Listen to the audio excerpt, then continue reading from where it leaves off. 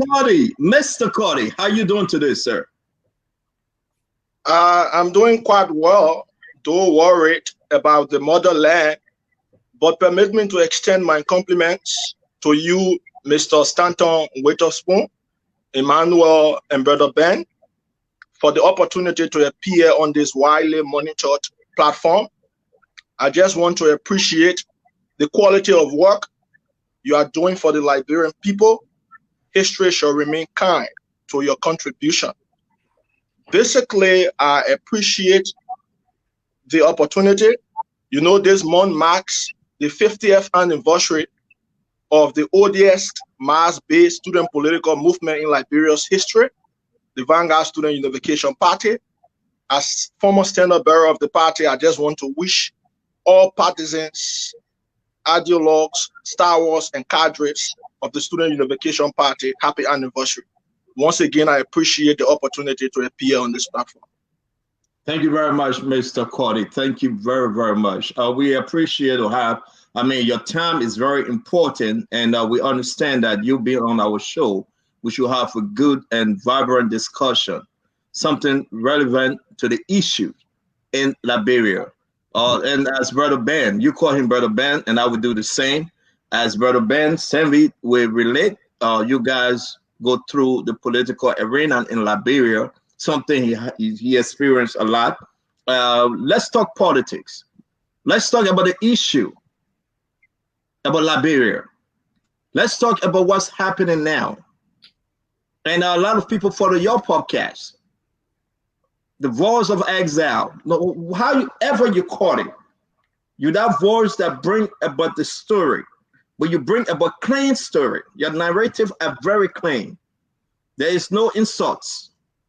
And when anyone follow you, they begin to understand, how can I debate Mr. Martin Kollie? How can I discuss the issue with him? Are you willing now on this show or on future program to debate with anyone out there that would dispute your story, your facts, and make the Liberian people understand where we are today? Are you willing now not just to be on social media and have a social media discussion, but you should have a discussion that the Liberian people that cannot appear on social media, that they can understand your message? Are we talking about the longevity of Martin Kollie? This is the discussion we're going to have tonight. This is where we are coming from. And before we do that, before we go into the topics, I'm going to read the issue, our topic of discussion, for the people to understand. A lot of people begin to follow us. A lot of people turn it onto the radios, and we're going to dissect and go step by step into the issue. And I appreciate your time. I appreciate you coming on the show. Let's have a great conversation. Before we go any further, Ben, let's remember our brother today, Brother DJ Blue. Today is his birthday. And we celebrate in grand style. Man, I don't want to make a mistake. I don't want anybody to say I disrespected them. I got to test every fact. You know what I mean, Ben? So let's talk about DJ Blue. DJ Blue, wherever you are, happy birthday to you. And I hope you are celebrating your birthday and you're having fun. May God bless you. May God strengthen you. And may God continue to add longevity to your days on earth. Having said that, Ben, let's move to the discussion. Yeah, Martin, welcome. It's good to see you. We go way back, and so I obviously it's sad that you are not able to be home, because of whatever the reasons are. We're looking forward to having that conversation here tonight. But I want to say I'm very proud of you. Like I said, we go way back. When I say we go way back, there's so many things, from the advocacy to, to just being comrades, So I'm proud of what you continue to do. Keep pushing out there. Let your voice continue to be heard. We may not agree on everything, but, I think one thing that we all agree on is that we love our country and we want to see our country do well. So welcome, like the CEO said, welcome. We're going to have a very thought-provoking conversation, no holds bars. We want to have a frank conversation that will benefit the people and let the people understand that, like you say, voices from exile. Let's see. So maybe I will kick it off. CEO, I want to know. Let's talk about the topics. Let's talk about the discussion right now. This will be good because we're going to take it step by step. I know we're expecting Dr. Henry Peabody that is running late. Yeah. Brother Martin, if I may call you Brother Martin, let's understand. We've been following your podcast on Facebook. You've been raising a lot of concern and then topic of discussion. And you've been going into deep. I'm not going to ask you for your fact because it may be too immature from my end to do so. But let the people decide in Liberia tonight and today and for this coming week. We saw that the government of Liberia, through the justice ministry, or probably I would say the court system, issued a writ of arrest against an activist like you. I want us to discuss from that end, and we will put this car in drive. Why would the government of Liberia, through the justice system, issue a writ of arrest? And what was the writ of arrest about? Thank you, Mr. Witherspoon, Brother Ben, and Brother Emmanuel. And I would like to say to all Liberians listening, this conversation is a healthy one relative to the progress of our nation. So we are going to be honest as possible. We are going to be fact-based, and we will only say the truth. Now, it was day before yesterday. I received an alert from one of my friends, and the alert was about this quote-unquote writ of arrest from the Monrovia City Court, presided over by Judge Jomanjala. And Judge Jomanjala urged the sheriff of the court to arrest my living body within the territorial confines of the Republic of Liberia. So I became concerned as an activist who fled the country, who fled from repression and subjugation under the dictatorial leadership of President George Manuel Weah. I became concerned about the writ of arrest. Why would the government want to arrest me? For speaking out, for speaking truth to power, for speaking justice, for speaking accountability, transparency, and public probity. Those are my crimes, but it's unfortunate, Mr. Witherspoon, that the court system has become more political than judicial in Liberia. The court system has become more political than judicial in the discharge of their fiduciary responsibilities. The ethical, moral, and judicial standards of the court are being compromised on a daily basis to appease higher ups or big shots in government. So let's get to the content of my arrest, or the writ of arrest, quote unquote. There were two charges, right? The government charged me for criminal coercion, number one. Number two, they also charged me for the dissemination of obscene materials. It's just laughable, Mr. Witherspoon, for an activist who has spoken freely about trending issues in the country to be charged on such unreasonable grounds. Right. So I responded to the judge. I said, and I want to repeat on this popular platform, my immediate response to the writ of arrest was, I thought it was a writ of arrest from the ECOWAS Court or the International Criminal Court or the International Court of Justice or the African Union Court on Human Rights. I never knew that it was a writ of arrest from a kangaroo court. And I call the court kangaroo because the views and legal principles of the court are all compromised. I gave you an instance. For example, the public designation. Before you give that instance, brother Kollie, before you do that, can we go to the charges first? Okay, let's deal with the charges. Number one, criminal coercion. In fact, the judge did not even understand what he was charging me for. What is criminal coercion in the first place? If you reference the Black Law Dictionary, edition number 2, the definition of criminal coercion is clear. Criminal coercion constitutes the unlawful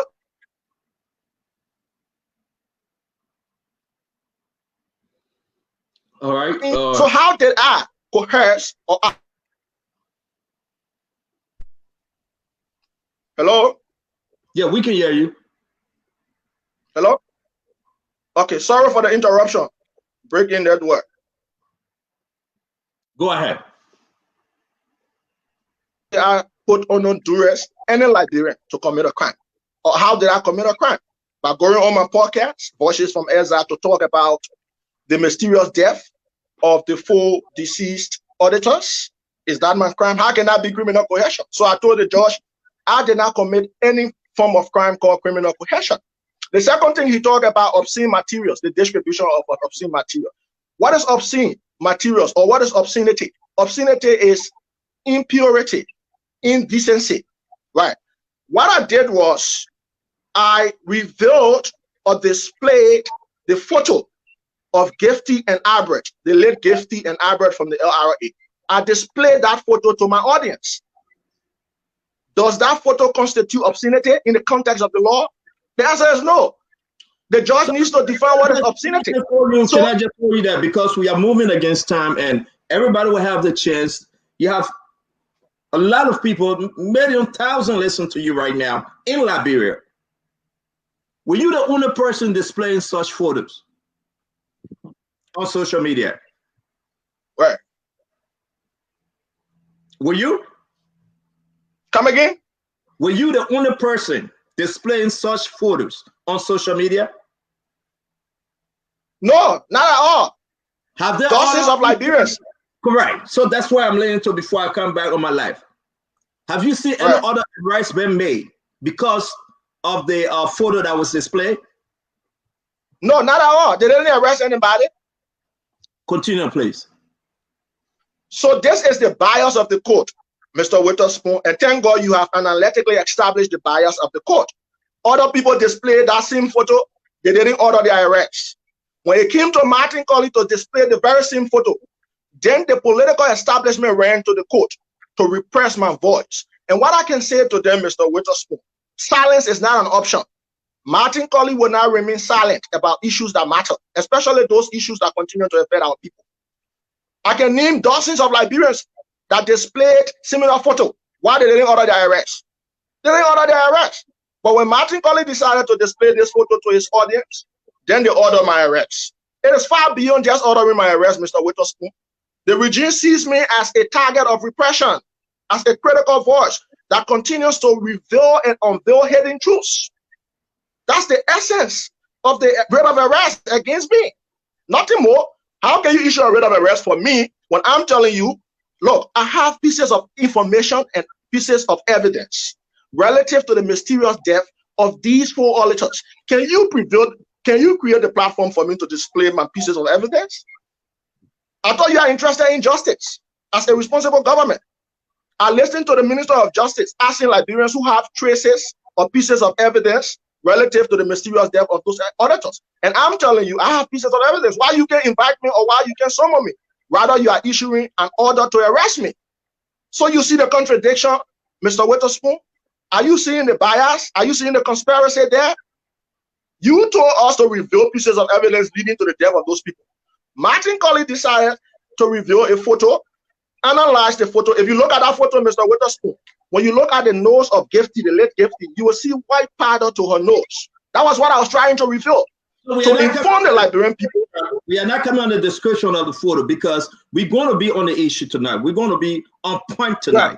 Yeah. And we will get to that. Let's give Ben chance and Emmanuel chance to ask you question on these charges. Then we will talk about the description of the photos as well. Ben. First of all, Martin, who filed the charges? Is it the government or is it an individual?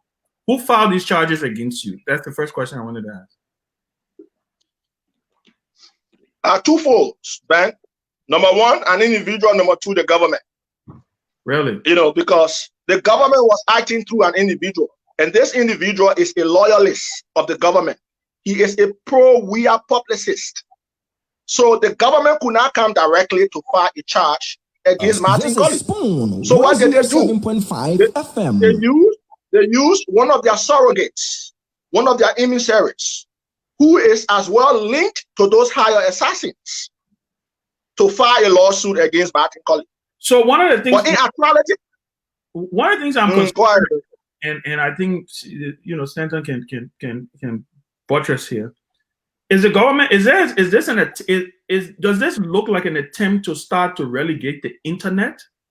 Because if someone publishes something on the internet, right, which is why you asked the question, I know, CEO, when you asked whether it was him, whether it was just him. Martin, are you first of all, you're saying it's a person who filed this, but they use you are assuming or you're accusing the government of being behind whoever is doing this. Is that what it is? Do you happen to know who this person is? Do you want to call the name of who this person is? Oh yeah, one Bill Tico. I don't even know him. But Okay. what I know from my analysis and investigation, he is linked to the assassination of those 4 auditors. Wow. And I'm willing to provide proofs and facts to the court. Why is the court not inviting me? Instead, the court is ordering my arrest. Mr. Kollie. Right. Linking him to the assassination of these 4 auditors, do you have substantiated evidence on that? Oh, yeah, sure. I am telling you, Mr. Witherspoon, if the Ministry of Justice can invite me, if the court, because currently I have lost confidence in the court. The court has lost public confidence and trust as I speak to you right now. Nobody trusts the court. Nobody respects the court, even those who are working for the court. You listen to staffers of the Supreme Court the other day calling the Chief Justice Roro. Sorry for the word you're being used on your platform, but that's the reality. So nobody believes in the judgment of the court as I speak. The court is a kangaroo court because it has allowed itself to be compromised politically. So is Mr. Tico filing against you for defamation of character? Is that what we're talking about here? Or that's what I'm trying to understand. Have you received that writ of arrest, the document itself? Have you received it? Why did yeah, sure. I did. Come again? Do you have it in your possession? Yeah, I have the writ of arrest in my possession, and basically Ben was talking about defamation because this entire thing is about free speech, right? Mm-hmm. I came on live and spoke freely. So you cannot even charge me for defamation because the law is very clear in the context of the KAK Act of 2019, right? Free speech is now a criminal offense. So why are you ordering my arrest? Free speech can be addressed through several means. So my point I'm making is, they charged me, Martin K. and Kollie, on 2 grounds: criminal coercion and the distribution of obscene materials. They didn't say defamation. They didn't say sedition. They didn't say libel or other crimes relative to free speech, which have already been repealed. Martin, in your opening statement, you did mention that you receive an alert, that the issue. Then you coming back to say that you already have copy of it. You receive an alert, or you already been issued, because from your opening statement, you said that you receive an alert from one of your friends that they are issuing a writ of arrest for you. So when did you get this information, and when did you receive the writ? Thank you, Emmanuel. I said a day before yesterday, when I woke up, I received an alert. At that time, I did not have the writ. The court did not even forward any writ to my email, neither the Justice Ministry. I got the writ from Facebook because somebody uploaded it. It was later on, after receiving the alert, when I got a copy of the writ on Facebook because somebody uploaded the writ. And other news organs began to report the story, including Inquirer newspaper, Analyst newspaper, and Daily Observer. So I got screenshots of those news outlets, and I read what the court said. That was complete dishonesty on the part of the court to have charged an activist who is speaking freely to expose the truth with these charges. So it doesn't make sense in my opinion. Martin, don't you think it's prudent enough for you to wait for this rate to be served? For you to be served with this rate, instead of you coming up to start speaking about it, talking about the court system not being, trustworthy for you, because if a rate is supposed to come, it should come directly to you.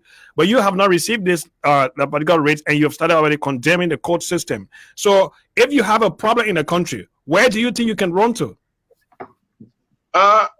Emmanuel, let me just say this to you, Stanton and Ben. I want to be very clear. everyone has a moral responsibility to disobey any unjust order or law, according to Martin Luther King Jr. I have just told you, this activist in Martin K. and Kollie cannot submit himself to a kangaroo court. That's a kangaroo court. Even if they forward that rate to my email, right? I'm not going to honor that rate. The rate is political it's political. The rate is political. The second thing is, they were the ones who published the rate in the newspapers. They were the ones who published the rate in the newspaper without even issuing me a formal copy of the rate. So you can see how political the case is. Simply because I said to the world, I said to the Liberian people that those 4 auditors did not die from natural phenomena. They did die from mysterious circumstances. And we have some pieces of evidence to prove our claim and conclusion that those 4 auditors were actually murdered in cold blood. So, Mr. Kollie, we will come back to the issue of those individuals that passed, the 4 individuals. You say you have sufficient evidence. You are saying that you definitely can prove that Mr. Bill Teklo is one of the doer in the art.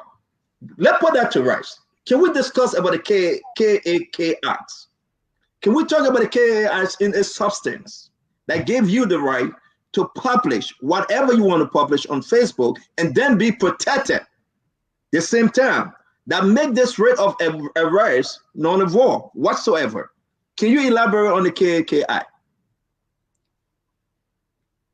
Thank you very much, Mr. Witherspoon. And thank God a lot of Liberians are listening, because this platform does not only inform, but it also educates. Now let's go to the Abdullah Kamara Act of 2019. This act was passed into law through a joint resolution by the National Legislature and signed by the President of the Republic of Liberia. Before this act could come into effect, we had a chapter within the 1978 penal law. And I want to be more concise and specific. That chapter is chapter 11, section 11 of the 1978 penal law of Liberia. That act edifies or amplifies 3 major offenses, criminal offenses against free speech. Number 1, criminal libel. Number 2, sedition. Number 3, criminal malevolence. Meaning, before the coming into effect of this act, people could be charged for speaking freely with these 3 charges of criminal offenses. When the act came into effect, by law through the KAK 2019 Act, it repealed chapter 11, section 11 of the 1978 penal law of Liberia. So this law no longer exists. So this act tells all of us that, look, when somebody speaks freely, he or she cannot be criminally charged. He or she cannot be criminally charged, like I said, and the situation can be handled through civil means. That's what the law is about. Even if you go to the 2007 Table Mountain Declaration. Okay, so let's be on the fight, brother Kollie. Listen, you're a very smart guy. You begin to speak about the KI. Let's talk about the Table Mountain Declaration that some government official were holding on to and saying that this KK Act was not, it should not be enacted because of that law, bringing about you in another country. Therefore, if you speak, you can still be held responsible. What is you saying in that? Is that the law the court is holding against you to issue a writ of arrest because you publish a picture? That's why I said, Mr. Witherspoon, the court does not even understand the context, content, and rationale of its own decision. How can you charge me for criminal coercion for speaking freely? I spoke freely now, and you charging me with criminal coercion? How is that possible in the context of the 2007 Table Mountain Declaration that you just referenced, as well as the KAKI of 2019?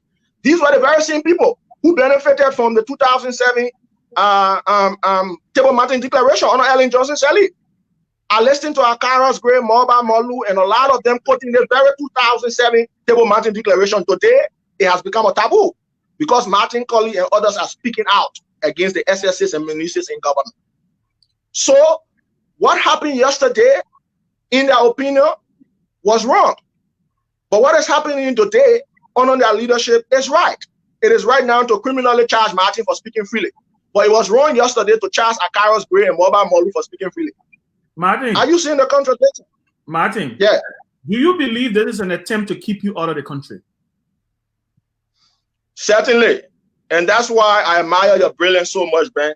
You know, you've just hit the hammer on the nail. The reason is very simple. They don't want me to come back. 4 or 5 podcasts ago, I said I was coming back to Liberia even to campaign for Honorable Darius Delon. They have been hearing me resounding. I will come back to Liberia soon. I will come back to Liberia soon. They don't want me to come back to Liberia because they know when Martin Kollie comes back to Liberia, he has the ability to mobilize thousands and thousands of students and youth across the country.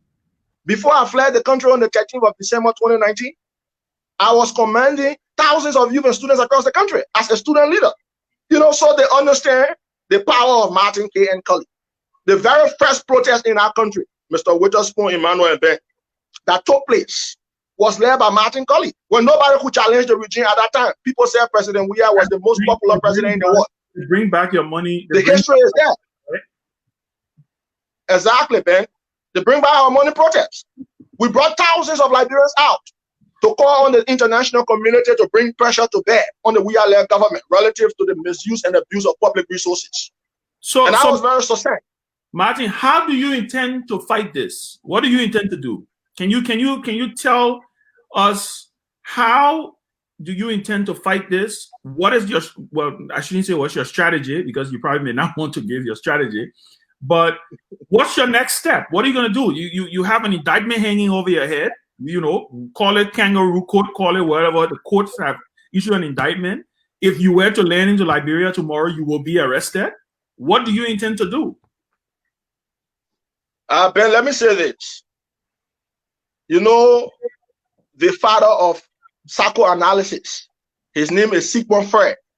He said in a quote, it doesn't matter whether you fear or not. What matters is whether what you fear really exists. I repeat, it doesn't matter whether you fear or not. What matters is whether what you fear really exists. Does the CDC government really exist, in my opinion, and in my lenses? No. I'm going to come back to Liberia, and I'm not going to submit to any court. So let me inform the world today that I will come back to Liberia. I will not submit myself to any court because the court is compromised, the court is corrupt, and they are proof to justify my claim. Mr. Kollie, have you spoken to the Justice Minister? No, I haven't spoken to the Justice Minister, but I read what he said through Front Page Africa. He said he's not aware about the writ. Imagine, to tell you how confused the people are, Mr. Witherspoon, how will you issue a writ of arrest against an activist and the Minister of Justice, who is the Attorney General of the country, is not aware? So you see? Yeah, can you, because that was going to be one of my questions. Take my question from me, brother Ben. No, sorry. You know, because I was very shocked. What is going on? What is going on in the government? What is going on with their system? How can the Attorney General of the Republic not be aware of, you know, I mean, this is a high profile case. Call it what you want to call it. You know, whether you like it or not. Martin Kollie is a public figure. He's known around the world as an activist in Liberia. So for someone of this stature to have an arrest warrant issued and the Attorney General of the nation is not aware, what do you? So is that also your reliance? Let's forget about Musa Dane being aware of this. There's an arrest warrant up there for you, Mr. Kollie. You cannot go to Liberia and say, I will not submit or I will not be represented legally. What are your plans? Have you spoken to your lawyers? Yeah. What are your plans? Yeah, sure. I spoke to my lawyers. In fact, they said to me, the writ of arrest is not only tragic, but It doesn't make sense. It doesn't make sense at all for criminally charging an activist for speaking out. You said you wanted pieces of evidence and you were calling on Liberians to speak out relative to the prevailing situation in the country. Martin Kollie chose to speak out. Martin Kollie chose to reveal the truths. And now you've ordered his arrest. Are you willing to... Sorry. Let me just take it from your mouth, Mr. Kollie. Are you willing to give your evidence to the government of Liberia in support of the investigation? I'm saying yes, Mr. Stanton Witherspoon. I'm saying yes. And I even told the court, right? I'm saying yes. For example, you complain me to the court. What should have been the court's immediate position was call Martin Kollie, invite Martin Kollie, right? Give me due process. That is what the law calls for. But the decision of the court to order my arrest immediately, in my opinion, vitiates three general principles of law. Number one, you have the fundamental fairness doctrine. It violates also the principle of natural law. And it is a violation specifically of Article 20 of the 1986 Constitution. So all of these principles and general rules of jurisprudence point in the direction of due process. It says before you can even order the arrest of an individual like Martin Kollie, you should hear from him. You should hear his side. You should give him due process. Somebody accuses Martin Kollie. You didn't call Martin Kollie to give his side of the story. You just told the sheriff and the Liberia National Police, anywhere you see the living body of Martin Kollie arrested. Is that a fair judgment, Mr. Witherspoon, Ben and Emmanuel? Martin, I want to ask you this question. Martin, I'm listening to you speaking, and something clicked to my mind. You were just asked a question: are you willing to provide evidence to the court? And you say yes. And then you also talk about a court being a kangaroo court that you cannot submit as well. So, in submitting your evidence to the court, do you trust the Liberian or justice system that it will truly depend on your evidence to investigate this issue? Because if you're saying, it's a kangaroo court, I can submit myself, but you are also waiting to give evidence to that. Don't you think it's a contradiction in your statement? It is not a contradiction, Emmanuel. And this is why it is not a contradiction. There is a difference between a kangaroo court and an independent court. I will only submit my pieces of evidence to an independent court and not be as kangaroo court. So let me say this. And kangaroo courts are presided over by junta judges. Martin, you are a Liberian. Are you saying you cannot submit yourself to the court of Liberia, but rather go to international court? So if you are in Liberia, you have a problem, where do you run to? But Emmanuel, I just told you a lot of Liberians have lost confidence in the court system, in the justice system of the country. I encourage you to read the 2019 Department of State report on our court system, on our judiciary, on our justice system. It says the court system in Liberia is corrupt, inherently corrupt. And this was proven recently, Emmanuel, by the public designation for Mark Pompeo. Look at how that public designation exposed the rottenness of our court, the nakedness of our court. The court took a decision a few months against Andrew Womplo, right? The court told all of us that Andrew Womplo did not commit any crime. In fact, he should be reinstated. Later on, when the public designation was issued, this very same court that told us Andrew Womplo didn't do anything had to call Andrew Womplo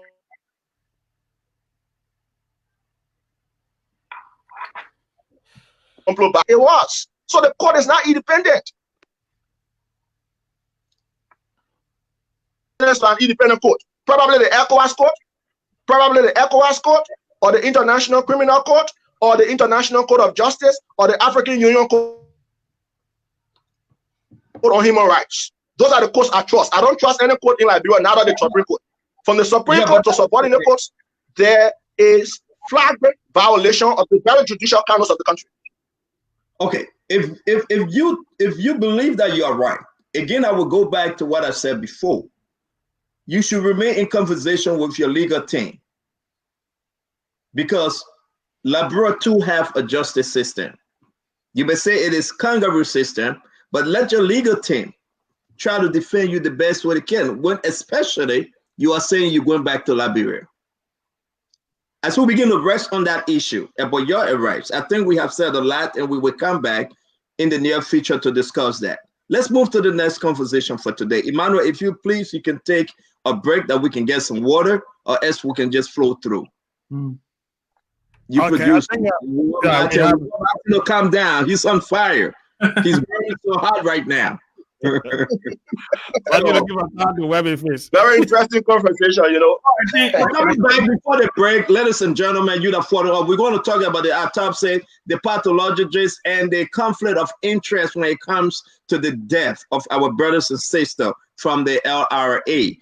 On seat tonight, we have Mountain Kid and Kollie, who will tell us exactly what he feels about this issue and how well we can move this discussion forward. Then also we will have the security, the rule of law, the governors, and the other side of what Martin just posted. It was yesterday, the killing of the police officer and the babies. Come on, what's going on? Let's talk about also Simosis. The story about Simosis is getting bigger every night. Today is Saturday, and we're going to end with the CEO notes. So we want to say, please be patient. We're going to take some water break and be right back. Emmanuel.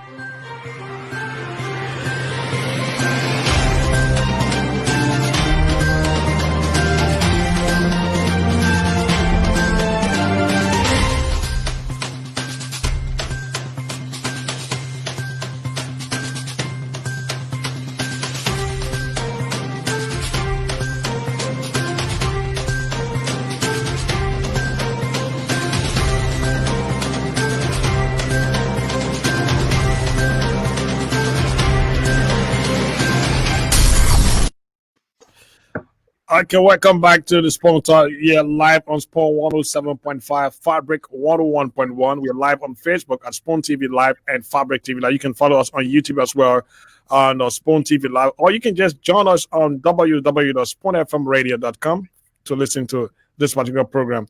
So we're going back. We have our guest, Martin K. and Kollie, an activist from Liberia. Those of you watching from around the world.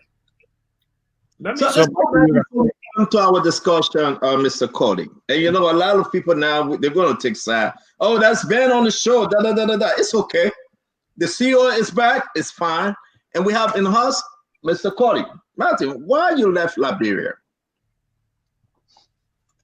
Basically, I had to run into exile from Liberia as a result of insecurity, mounting insecurity against my life. You know, let me inform the Liberian people through this medium.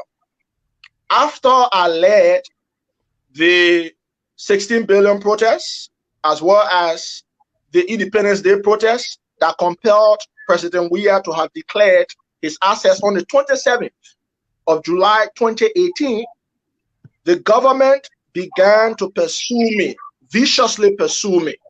I gave you an instance. Hello? Yes. Yeah, go ahead. We'll listen to you. I gave you an instance. When I led that protest, I could not even sleep home for almost 8 to 9 months, because every time I go home, I was living around 12th Street, Cinco. The chairman would tell me, look, people were here looking for you. NSA personnel, talks from Sabu unit, Zebra unit. So I was rotating. If I sleep here tonight, tomorrow I will sleep to another place. That was how I was living in Liberia, Mr. Witherspoon. As an activist, I was not stationed at a particular location because I never wanted those vicious elements to locate my person. So after my graduation, on the day of my graduation, they attacked me. They attacked me. They arrested a few militants, impressionist security. I had to escape narrowly. So on the 13th of December, after receiving a lot of calls and pieces of advice from higher ups, even in the security sector, I had to make a conscious decision to flee the country. And that was how I fled the country into exile. Today I'm in exile. In order for me to remain engaged, I chose to create a platform, a social media platform called Voices from Exile, so that I can remain engaged with my people back home. Because what is happening in Liberia, Mr. Witherspoon, is what I describe as a tragic disaster. A tragic disaster under the We-Are-led government. What have we achieved after 3 years? Can we quantify and qualify our achievement under the CDC-led government? Can we do a comparative analysis with Sierra Leone, Cote d'Ivoire, Guinea? Can we analyze our odds, the merits and demerits, to see where we have come after 3 years under this quote-unquote pro government? So when I begin to ask these critical questions, when I begin to raise these fundamental issues, the government then appears unsettled about some of the issues I usually raise. So they decide to use the court as a conduit to target me, to repress me, to subjugate me. And it's not going to work, Mr. Witherspoon. This is not going to work. In fact, what they have done, they have even inspired my impetus, my resolve to continuously expose them and raise genuine issues relative to the survival and sovereignty. Let's talk about the exposure you just make mention of, Mr. Kollie. It's okay to expose the government. It's okay. That's what you call freedom of speech. You are a Liberian. It's okay. But let's talk about it being factual. We just lost him, right? I'm sure he's going to come back. Sure. Yeah. So my issue is that, Ben, and I hope he come back because we're about to talk about the stories that you found on his podcast. Let's talk about those stories being factual and truthful.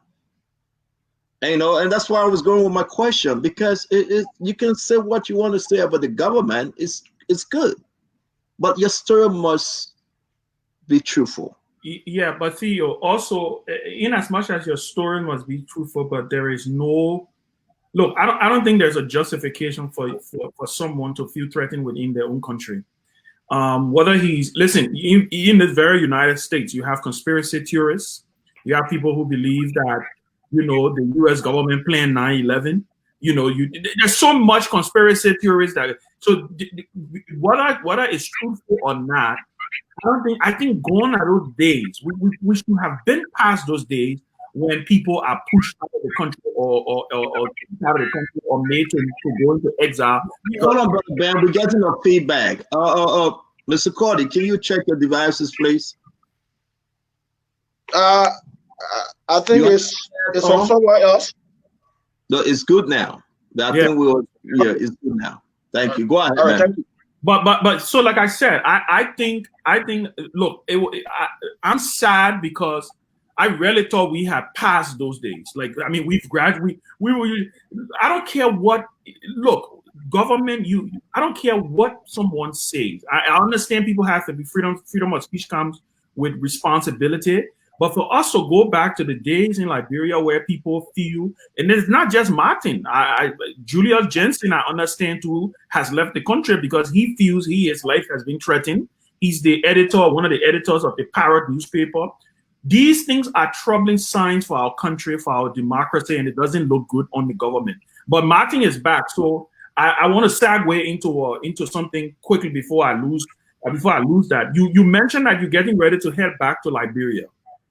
You left Liberia because you felt threatened, because you felt unsafe. Have those conditions changed? Why are you going back?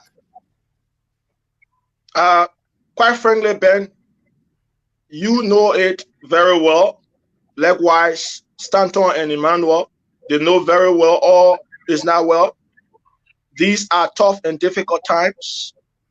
Our people are being killed. National coffers are being looted by state organs. What is happening in Liberia is what I describe as institutionalized corruption and killing of public officials, especially anti-graft individuals. So the question now is, there is one question all of us need to ask ourselves. What is the way forward in the midst of this national tragedy? What can we do as a people? What can we do as a nation to rescue Liberia from this dying state? The country is dying. The soul of the country is bleeding, Mr. Witherspoon. And everyone knows this. We cannot pretend. And we must not pretend about these fights. Our people are suffering. Hardship has increased. Unemployment rate is shifting upward on the graph. We'll come there, but I'm saying there is a need for a national liberation movement. There is a need for a national liberation movement before it gets too late. The country is moving in a counterclockwise direction. For instance, let me just draw an allusion, right? President Sirleaf left the country in park, P-A-R-K, park. The car was parked. This car called Liberia was parked. The car was taken over by Mr. Weah in 2018, specifically January 20 or 22nd. Mr. Weah decides to move this car in the direction of reverse. So as passengers on this car, should we allow Mr. Weah to move this car in the direction of reverse? The car should be accelerating, moving forward, and not in a counterclockwise direction. If we allow Mr. Weah to continuously move this car called Liberia in the direction of reverse, all of us will be held responsible by history and by the next generation. So Mr. Kollie, let's go back to Ben's question though. The collective in Liberia is to mobilize. So I'm going back to Liberia to carry out mass mobilization across the country for a national showdown. It's happening all around the world. People are protesting and demanding their fundamental right to be guaranteed. Yeah, but Mr. Kollie, you left because you say it was unsafe. You left because your life was at stake. Is it safe now to go back to Liberia, just not the contradict ourselves? It is not safe now, but it is a matter of imperative. I see. To go back to Liberia. In every struggle, there must be sacrifices. Yesterday, a certain portion of the citizenry could not vote. Other people sacrifice. I know that it is not safe now, like it was not safe before. And it will not be safe if we are continuous as president. Nobody should think that our country will be safe as president. So Mr. Nobody Kollie, should think that Liberia will be safe with a Weah presidency. That country will not be safe. So look at the number of people that have died. In less than 2 weeks, you're talking about 9 persons have died mysteriously. Yeah. Look at the number of people that are losing their jobs. Companies are shutting down. I just read the latest report from the World Bank. 526,000 Liberians will fall below the line of poverty this year, 2020. So the crises are increasing. In the midst of these contradictions, Mr. Witherspoon, should we remain in exile as our people die in mass? The answer is no. So we have decided to make some sacrifices in the interest of the country. So I'm going back to Liberia, understanding that the situation still remains risky. However, the need to rescue Liberia is of national imperative. So this activist is going to risk his life for the Liberian people. Whether I will die or not, I will go back to Liberia. But at the end of the day, history will judge our role and action, our action and inaction, and the contribution we've made relative to making sure that Liberia is safe. So that's why I'm going back to Liberia. Well said. I think you answered Ben's question accordingly. Yeah, you did. Okay. So let's talk about these 9 deaths. You say you got so many evidence. Oh God, the internet is in and out on Mountain End. Let's just wait when he returns. Mm-hmm. Yeah, listen. Ben, he said he's going back. Somebody got to be the sacrificial lamb. Listen, and that's the reason I asked the question, because obviously, and this, he's not going to be the only. He's not going to be the first activist who we've seen this in the past. We've seen it happen in the past. The only thing for me is I'm sad because this is 2020. We're going to 2021, and this is the conversation we're having about Liberia. I think that again, like I was saying earlier, before he came back on, I do not believe we should. I do not believe that. I don't care what happens. I don't care what anybody say. No one should be made to flee from his or her country because they've expressed an opinion, true or untrue. So we have Mr. Martin K. and Kollie back. Let's talk about the death, and we will come back and rest on what Ben is saying about fleeing the country. But I believe that it's more deeper than that, Brother Ben. Let's talk about this death. Do you think the government pathology will uncover the cause of the death of those individuals, Mr. Kollie? The answer is no. And I'm going to give you some logical reasons as well as scientific reasons why I think the government-sponsored pathologists cannot get at the bottom of this mystery. The first thing I want to make clear on this platform is the fact that these pathologists are government-sponsored pathologists. They are not independent. So we are not going to get any credible outcome from whatever post-mortem examination being conducted. Now, I want to go back to 2015 because, you know, I do a lot of research. Let the Liberian people be informed that these two pathologists, Dr. Kollie and Dr. Pate, were sponsored by the government of Liberia in 2015 to obtain their postgraduate credential in clinical pathology from the University of Ghana Medical School. That's the first thing I want to establish. So they are not anatomical pathologists, neither they are forensic pathologists. However, they are clinical pathologists. So the next question is, who conducts forensic autopsy? I listened to the Minister of Justice. The Minister of Justice said the government has launched a forensic investigation and there will be a forensic autopsy. So who conducts a forensic autopsy? A forensic pathologist conducts forensic autopsy. And what did the two pathologists do? They study clinical pathology and not forensic pathology. I'm going to give the difference between the three types of pathologists. Do you think anatomical that pathology? Yeah, before you move forward, do you think that both pathologists can work together? They can work together on a clinical autopsy, but not a forensic autopsy. No, I repeat. Also, they can contribute on the forensic autopsy. They can contribute on that.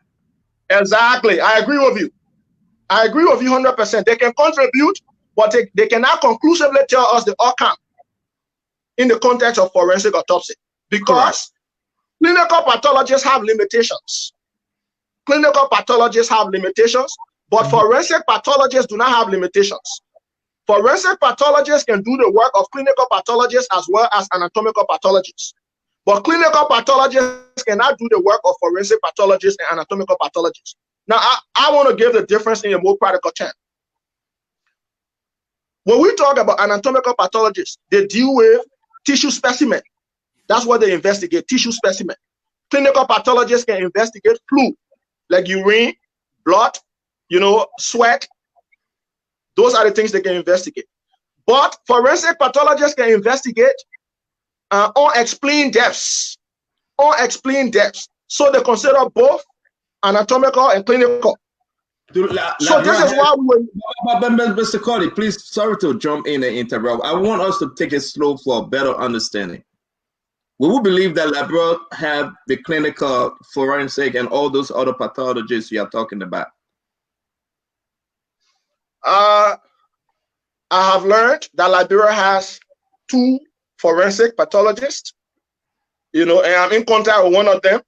He's in the United States of America. He's a forensic pathologist, right? And another one is a woman.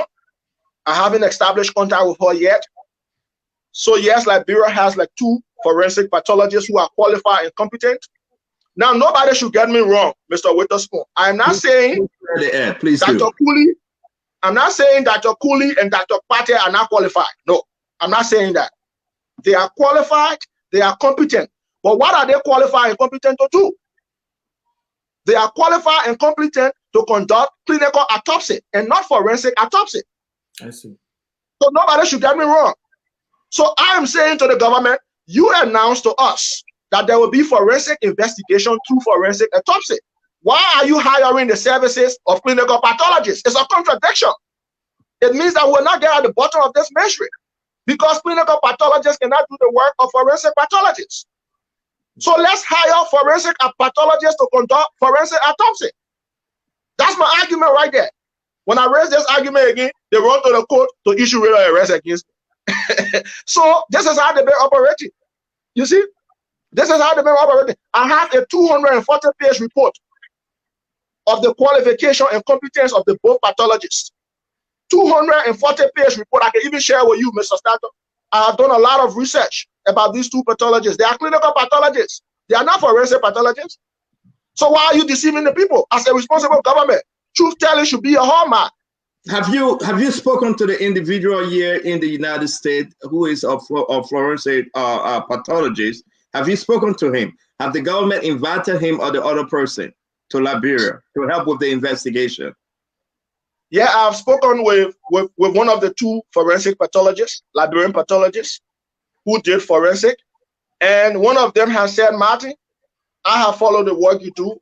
I'm interested in the case. I'm willing to come if the government decides. If the government is willing to hire my service. I spoke to him just day before yesterday because I have been in contact with family members, raising some of these issues in their behalf. So I spoke to the forensic pathologist. He's a Liberian. He's willing to come and help.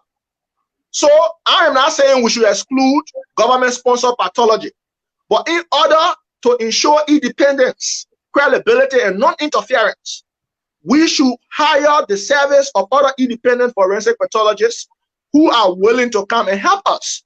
Because this is a grave matter, Mr. Witherspoon. The death of these 4 auditors will cost Liberia a lot, will cost the government of Liberia a lot. They are still joking. They are not interested in justice, and we are aware. So, Martin, Martin, you mentioned that you were in touch with the family. I also read in front page in FPA that they are saying they have no interest in whatever whatever the autopsy is going to be carried out. And are they saying that because of what you were alluding to from the angle of they don't feel that this is going to be credible, that they don't feel that the results will be will be one that is credible for people to say, okay, that will find the true cause of the death? Or what is, you say you're in touch with the family, what are they, what is the thought process of the family, if maybe if you can share with the listening audience? Okay, thank you, Ben. Very important question. Now, before the families could even reach that decision of withdrawing from the post-mortem examination being sponsored and carried out by the government of Liberia, I published a 5-page analysis. I published a 5-page analysis. And the title of the analysis that I did publish, let me see whether I can get it quickly.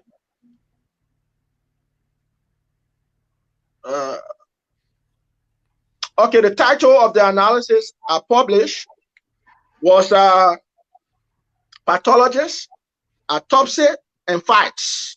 5 pages. When I published the analysis, the family members read it because I was talking about 2 things. Number 1, conflict of interest. Number 2, I was talking about the portfolios, the credential.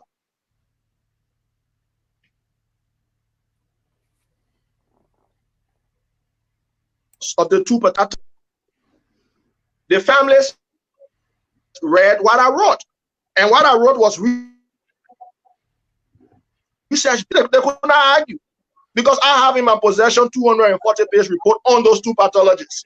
So none of them could argue, not even the government. So after the families read what I wrote, the 5-page analysis, telling them that this process will not be credible, they decided to withdraw. And they withdrew. They withdrew based on what I published, about the pathologists and their link to the government. Thank God we'll come to conflict of interest, and I'm going to establish the primary, secondary link, as well as the real conflict. So I'm saying then that we have to be honest to our people. The government told us forensic. The government did not tell us clinical pathology, or the government did not tell us clinical autopsy. So if we say forensic, let's go with the definition of forensic. Don't bring clinical pathologists to conduct forensic. That's your argument. Because the government didn't say clinical, they say forensic. Right. But it's okay. That's my argument. A clinician who is a pathologist to handle the investigation, right? You can only bring in clinical, right? When you want to do testing for specimen in the blood, urine, as well as sweat, right? Then you bring in clinical pathologists to do the test of the urine, the blood. Probably there may be some chemical substances used to kill those 4 auditors. They are the one now can do the blood test, the urine test, the sweat test, and all those kind of stuff. flute. Generally, they deal with flute. They do not deal with body parts. No, they deal with flute. So why would you bring people who deal with flute? Martin, with all of the distraction that this thing has caused the country, right? i.e. the government. Why do you think why do you think they are not, or they are not attempting to cross every T and dot every I and place this thing? Because it goes back. I'm trying to be reminded about the 16 billion saga, where the government was, when the government said, listen, we're going to turn this thing over to I understand that the president has said he's asked the U.S. embassy and and stuff like that. Why? Can you tell me, do you believe that the government really, and I'm asking, this is your opinion, do you believe the government really wants to get to the bottom of these debts? And if they do not, if you believe they do not, why? Thank you very much, Ben. Very critical question. Let me inform our people listening, because even on live, you have almost 1,000 people listening, monitoring the program. So let me respond by saying the government has no interest in getting at the bottom of this mystery. The reason is because the government is a prime suspect. The government is a prime suspect in this case. The reason why the government is a prime suspect in this case, because those auditors died as a result of investigating public funds. Those auditors died. I have 3 different reports in my possession. There were 3 different funds being investigated. Number 1, the COVID-19 fund. Number 2, the consolidated fund that usually SOEs pay. State-owned enterprises usually remit certain percentage of their revenue base in the account of the government, in the consolidated account of the government. Number 3, they were investigating the rural fund. Those were the 3 funds. The 4 auditors were investigating on a general level. And the fiscal arm of the government is the Ministry of Finance. They often superintends or presides or supervises those funds. So the government has a direct link to this matter. So my argument from the legal perspective is that you cannot be the referee at the same time the player. You cannot be the plaintiff at the same time you are the defendant, at the same time you are the judge. It doesn't make sense. This brings me to the situation of the 16 billion protest that I led.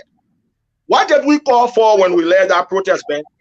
We call on the international community to institute an independent investigative panel with all the participation of the government. We were very clear.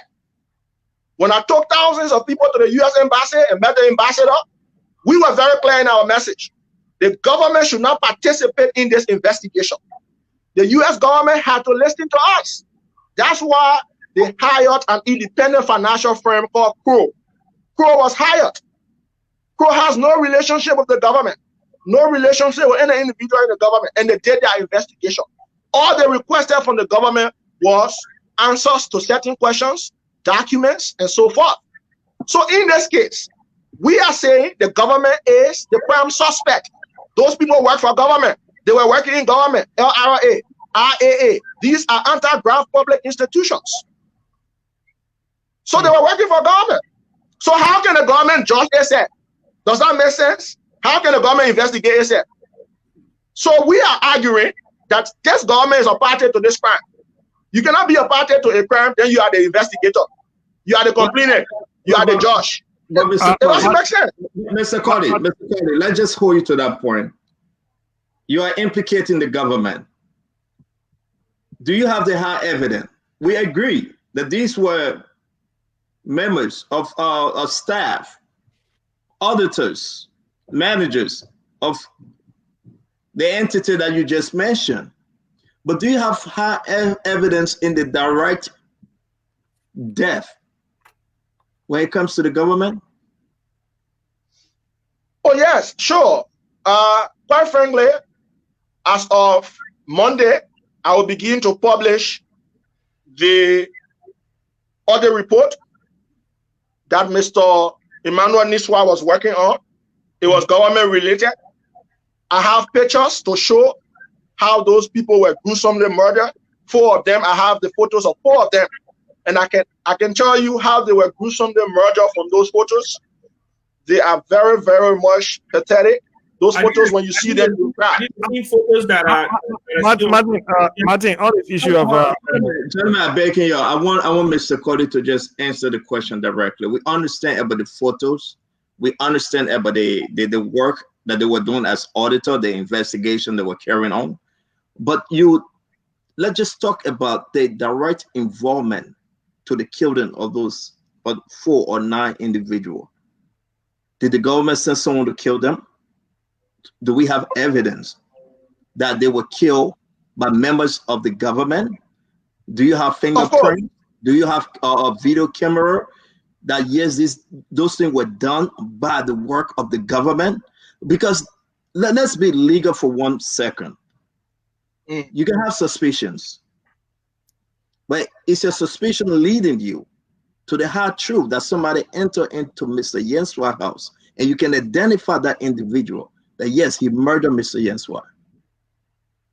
Now, quite frankly, Mr. Witherspoon, as an activist, I will not just say certain things on this platform until an independent court can invite me to say, but I have audios of people testifying, people who were directly involved before the killing of those 4 auditors.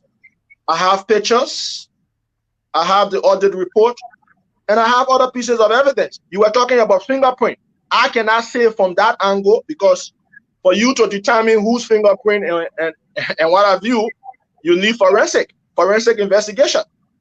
But you see, in a code of competent jurisdictions, there are 2 major types of evidence, direct and indirect, and indirect evidence is also permissible. That's what we call circumstantial evidence.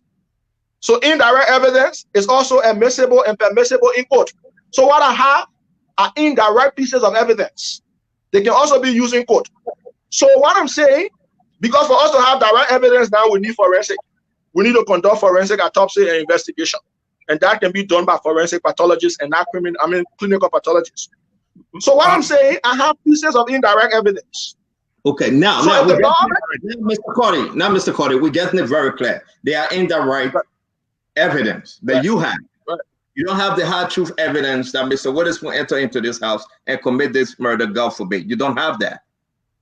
Right. But you have indirect evidence that will support your suspicion, that will support your ideas, your evidence that you have in hand that led to the murder. That's what you have. Right? Yeah. So I gave you an instance, right, Mr. Witherspoon. In the case of Gifty and Albert, the husband was very clear about a name called Supreme. On the night when Gifty and Albert were being murdered by their assassins, the husband called to find out her location. They didn't answer the husband's call. The sister called and they answered. This guy called Supreme answered, but he left the phone open. So he decided to knock a door, whatever door he was knocking, I don't know. He knocked the door, and the person who was in said, "Who's that?" He said, "I'm Supreme," but he didn't know the phone was on. And the sister got the name Supreme. When he noticed the phone was on, he called it off quickly. It is this same Supreme guy that Moses Carter talked about yesterday. I have been raising the issue about Supreme. I said Supreme should be a prime suspect. He will show us, because he answered the phone and said, "You will see your sister tomorrow. You will see your sister tomorrow in the car. You will see your sister tomorrow in the car." This Supreme was arrested by the government and released later on. It was yesterday, after putting pressure, because I've been talking about him. Then Moses Carter confirmed that Supreme is a notorious criminal. Yes, they found the laptop, the cell phone with him. So the point I'm making is, this Supreme is a member of an assassin group that is headed by one Anthony Turbo. I uploaded all the photos on my page already. Anthony Turbo is in a military regalia. If you go to my page, he's on the beach. And when Gifty and Albert's bodies or corpses were discovered in the morning on Broad Street, all you could see was B-Shan. B-Shan. And this Supreme guy is a recruit of the gang group or the assassin group of Anthony Turbo alias Belchami. Why is Belchami not being arrested? And Belchami is in a car with Biotico. Why are they not being called in for investigation? Rather, the government is ordering my arrest because I am linking these facts and analysis so that our people today they just talk about Supreme. Go back, Mr. Kollie, can I go back to the Supreme phone call that was made and his name was mentioned, Supreme? And the individuals on the other end of the phone heard the name Supreme, right? Right. Okay. Whose phone was that? Do they have the phone? Did they retrieve the phone? Can they look at the time on the phone, see the seconds are different in time, and make determination, compare both phones, and they have retrieved that information from Supreme? Have they done that, to your knowledge? Not to my knowledge. In fact, when I spoke to the husband of Gifty, Mr. Sylvester Lama, he said the government is playing with the case. They don't even want them to have access to the phones as well as the laptop. Probably they have destroyed evidence already because there were reports in that laptop, other reports. There were messages in the phone. So the government, since the 2nd of October, the government been investigating. Have you seen any preliminary report, Mr. Witherspoon? But now there should be preliminary report. Martin, let me circle in on what you highlighted something about these individuals auditing the government, right? Participating in an audit of different funds. You talked about the road fund, the COVID-19 fund, and I think another fund you talk about. Do you have access to these audit reports? Oh yeah, I have access. I have access to the COVID-19 report. I can even share with you. To the COVID-19 report. Yeah, I have access to the COVID-19 report. Good. So and because what you say, I'm trying to link it because what you said earlier was that you believe that the government is a party or an accomplice to this crime because of these reports, because these people were doing this. And right. It's very easy in Liberia. By the time people sometimes tend to misconstrue when they say audit, right? Audit don't necessarily mean you've done anything wrong. Audit is going in there to check. From an audit, you can find wrongdoing. Now, from what you have, from the audit you have on the COVID-19, is it damning? Is it something the government doesn't want to come out? Is it something that that may hurt the government's image? So where I'm going at is why are you linking the government to this, right? Because there have been other reports before, and we haven't heard of deaths. Ben, quite frankly, this report in my possession is more than damning. You talking about the misuse and abuse of 48 million United States dollars? Okay. If the final version of that report is released, the Liberian people will come out in mass and demand an end to the we-are-led government. And I'm going to release that report gradually. I will release it bit and pieces. 48 million United States dollars was abused, misused, misapplied, and misappropriated by the we-are-led government under the supervision of Samuel Twe. And this is under the supervision of Samuel Twe. This is for the COVID-19. COVID. Yeah. Okay. Yeah. The incident management system. Incident management system is directly linked. Dr. Wilhelmina Jala is directly linked. Wow. According to that report, Dr. Wilhelmina Jala was given 8 days. The entire incident management team was given 8 days to respond. Because usually when you do audit, you usually give the report to the auditee to respond to some of the issues raised. She was given 8 days to respond, including the incident management team. They later asked for 9 days, 9 more days. And the IAA said, yes, the 9 days should have ended just day before yesterday. Then they killed Emmanuel Niswa. Wow. So my point I'm making, they killed Emmanuel Niswa on the 9th. We discovered his body on the 10th. So I'm saying a lot of public officials are linked to this 48 million United States dollars abuse of public resources. So the only thing we can do right now, you cannot ask the Justice Ministry to investigate. You cannot ask 2 sponsor lawyers of the government to investigate. Let us, if the government is serious about justice, then let's invite independent pathologists I was looking at the cost of inviting a pathologist to Liberia. I was looking at different costs. Like in Ghana, to invite a pathologist to Liberia, an independent forensic pathologist from Ghana, it will cost us just between 15,000 and 20,000. We're talking about the lives of 4 persons here, professional Liberians, who are contributing a quota to the country. What is 15,000 United States dollars or 20,000 United States dollars to invite international independent forensic pathologists? And you said I was considering the price in the West. The price in the West is between 35,000 to 65,000. And you said you're about to release it. You said you're about to release this report. You said you I will release it. This report. I will release it. I'm going to release it as of Monday. I will release the COVID-19 audit report as of Monday in bit and pieces. I will publish everything on my page. This is what they fear me, and they are ordering my arrest. They know I have access to all of these documents, and I'm going to release them while I'm inside. Martin, there have been a lot of talk. I know the issue of a mysterious death is not unique to this government. I heard you talk the Harry Grieve case. You talk about Allison, the late Councillor Allison, and we had the issue of Odell Sherman. And at the end of the day, we make this. Liberia is known to be like a 9-day wonder. What do you think we need to do as a country to change the narrative when it comes to issue like this? Thank you very much, Emmanuel. Very, very, very, very important question. Emmanuel, Liberia is 173 years old now. We are too old not to even have a forensic lab. Liberia is too old not to have a lab of our own. We are older than Ghana. Ghana has dozens of forensic labs. Not 1, not 2, not 3, not even 12. Dozens. Liberia does not even have a single forensic lab to carry out autopsy. So the first thing going forward to address a mystery like this, we should have a lab, a forensic lab for autopsy or post-mortem investigation or examination.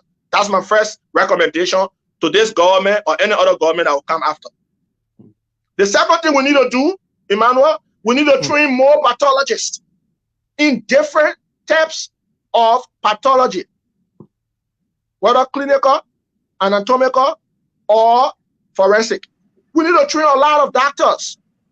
We don't really have specialists. I was reading the report from the Liberia Medical Dental Council. We only have 339 doctors. So let's do the ratio. Let's do the calculation. Let's do the math. We have 339 doctors to 5 million people. The ratio of the number of doctors to the people in the country, you're talking about 1 doctor to over 15,000 human beings. And do you know the standard of the WHO? According to the World Health Organization, the doctor-patient ratio should be 1 doctor to 5,000 patients.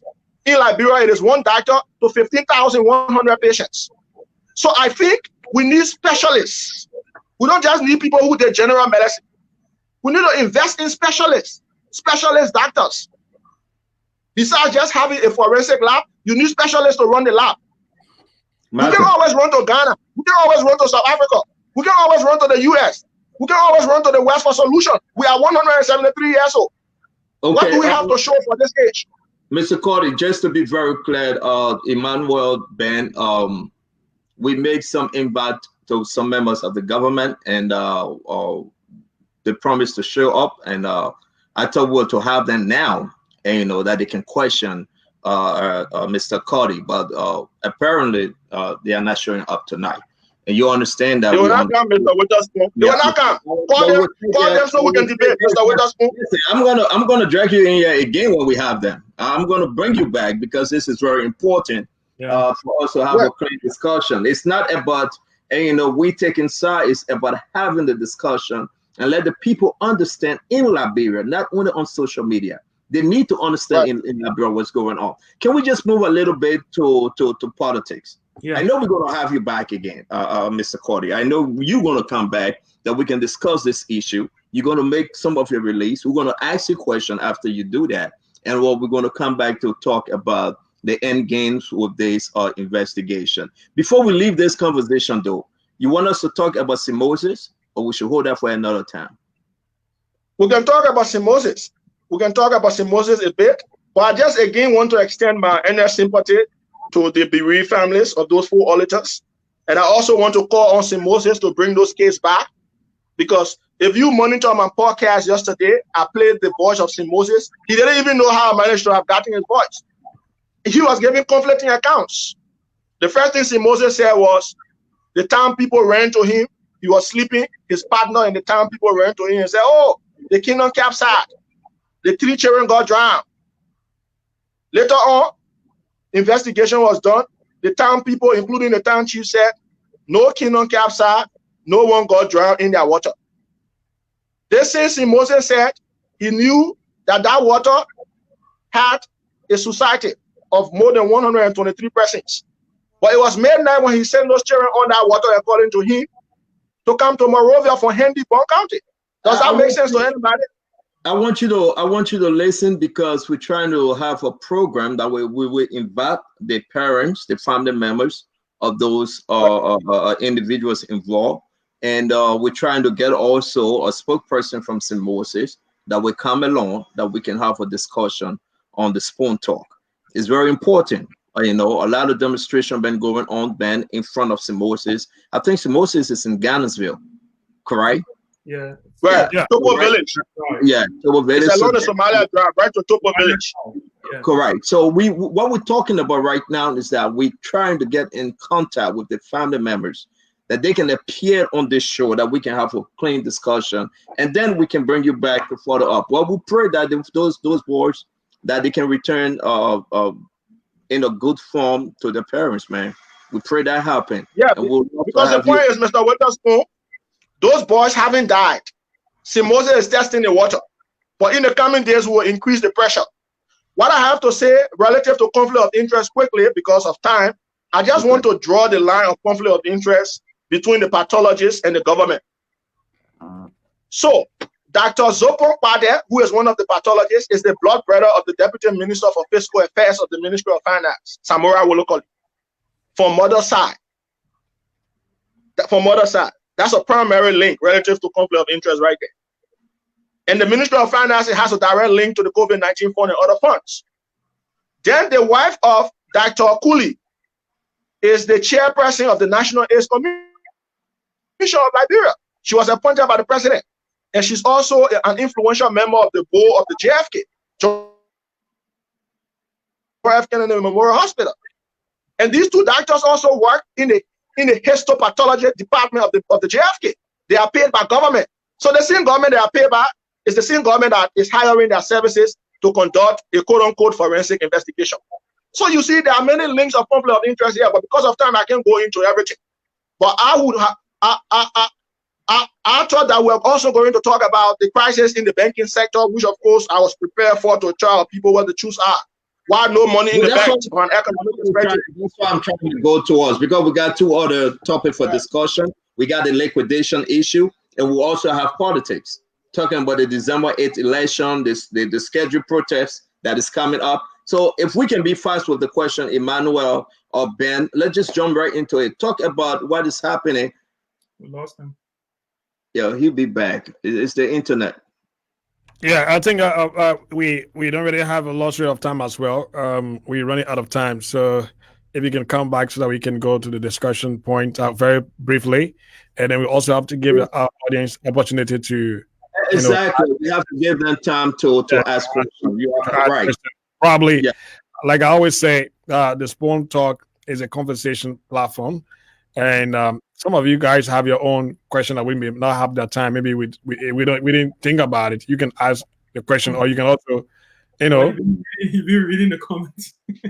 No. It's not about reading the comments. That's not it is. Because it's true. We have to open the phone line. Yeah, I will start with you on that. We're going to bring in Mr. Kollie back. And Mr. Kollie, we're going to have another discussion. Welcome back again. Can you hear us? Yeah, I'm getting it. You know what? We want to take questions. A lot of people in Liberia want to ask you questions. That's Facebook.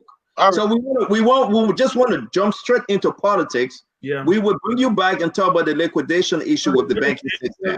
You want to agree to that? And if I'm bringing you back this time around, probably next week, Saturday, I want to bring somebody from the government that can speak on this liquidation issue. I'm an honest guy. Listen, I don't know too much when it come on you did economics in school. I don't know too much when it comes on the banking system. I just know how to hold the money. So let's just cover that for a minute. Yeah.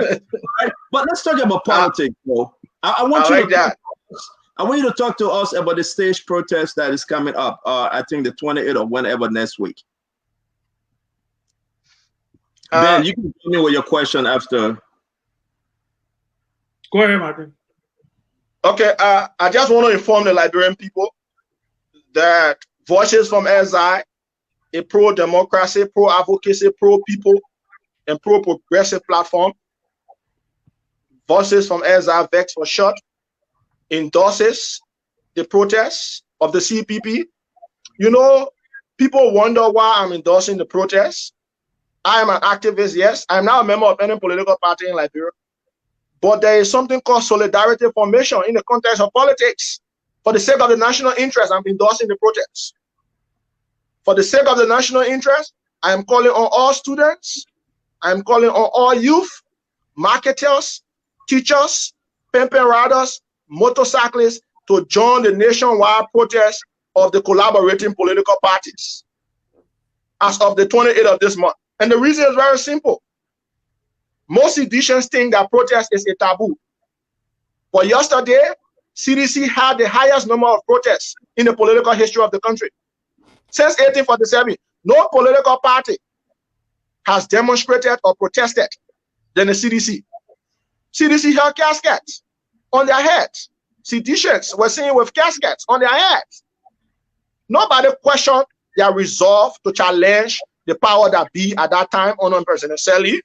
So why are they questioning the people's resolve? The fact of the matter is the government has become so unpopular and the people are demanding their power back.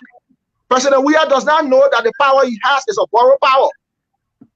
Probably he doesn't understand the dialectics of politics and history. The power that they have, Mr. Witherspoon, Ben and Emmanuel, is a borrowed power. Article 1 is very clear.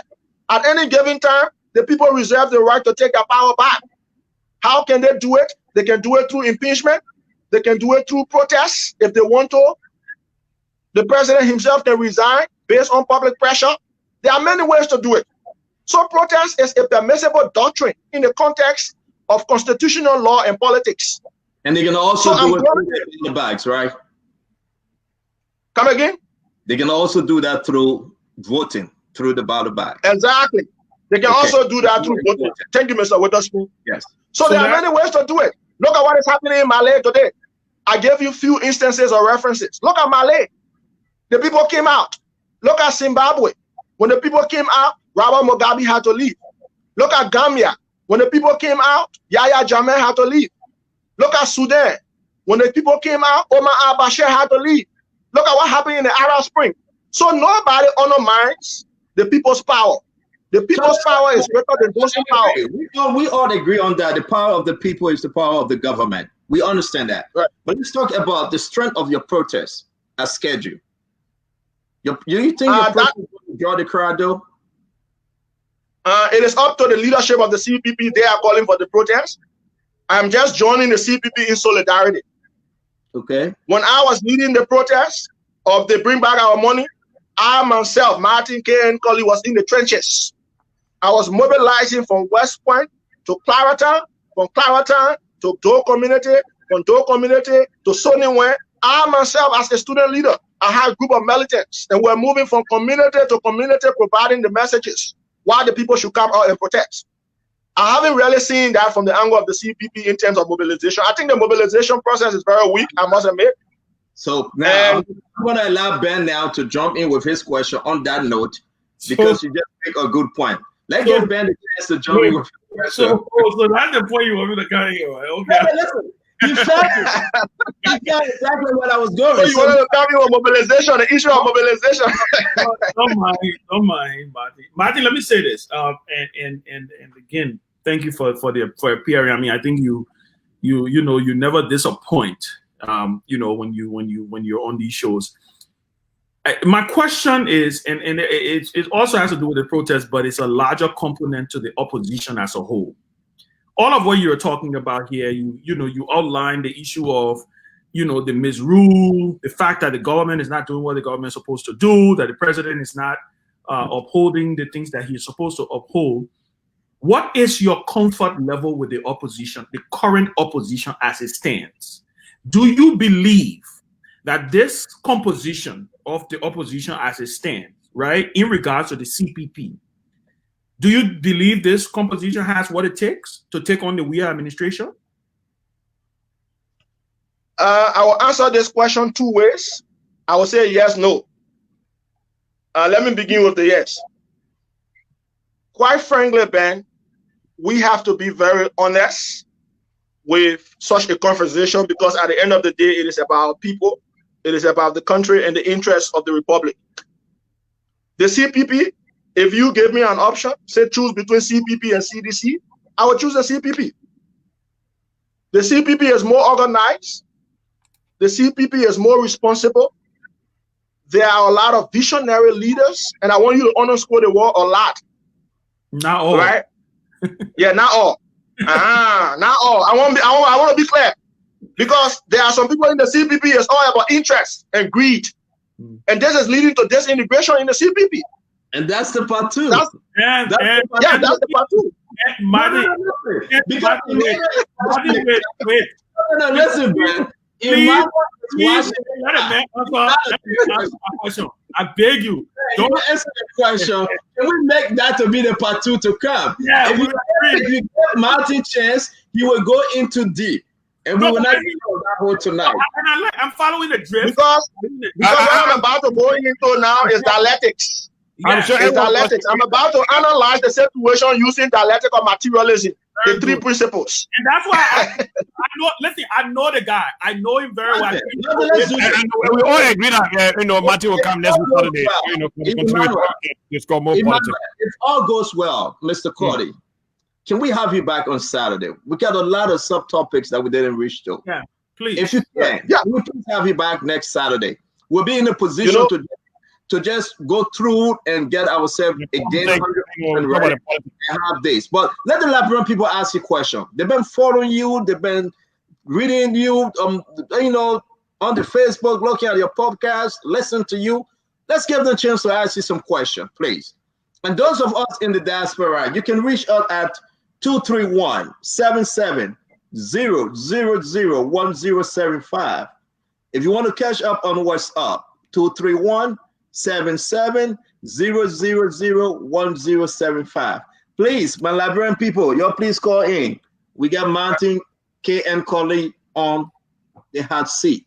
Man, he make that seat so cool. Ben, what you think?